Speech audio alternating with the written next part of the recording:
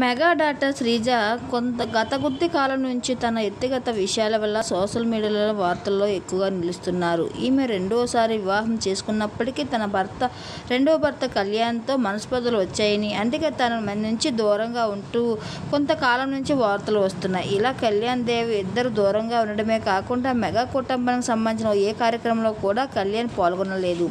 ఇలా వీరిద్దరు దూరం ఉండడంతో విడాకులు తీసుకున్నారని వార్తలు పుకార్లు వస్తున్నాయి. ఇలా వీరి గురించి విడాకులు తీసుకున్నారని, శ్రీజ మూడో పెళ్లి చేసుకోబోతుందన్న వార్తలు వస్తున్నప్పటికీ ఈ విషయంపై మెగా కుటుంబం ఏమాత్రం స్పందించలేదు. ఇకపోతే కళ్యాణ్ దేవ్ తన కూతురికి దూరంగా ఉన్నప్పటికీ తన కూతురు మాత్రం శ్రీజ వద్ద ఉంటున్నారు. మొదటి భర్తకు పుట్టిన కూతురు నివృత్తి, అలాగే కళ్యాణ్ దేవ్ పుట్టిన కుమార్తె నవిష్క ఇద్దరు కూడా శ్రీజ వద్ద పెరుగుతున్నారు. శ్రీజ కళ్యాణ్ వైవాహిక జీవితంలో ఎంతో సంతోషంగా ఉన్నప్పటికీ మనస్పర్ధల కారణంగా విడిపోయారని, అందుకే వీళ్ళిద్దరికీ ఎప్పటికీ అధికారంగా విడాకులు వస్తున్నాయని, వాటి గురించి ఎటువంటి అధికారిక ప్రకటన ఇవ్వకుండానే శ్రీజ మూడవ పెళ్లికి సిద్ధమై కుమార్తె నవిష్క మాత్రం ప్రస్తుతం తన తండ్రి వరకు వెళ్ళినట్లు తెలుస్తుంది.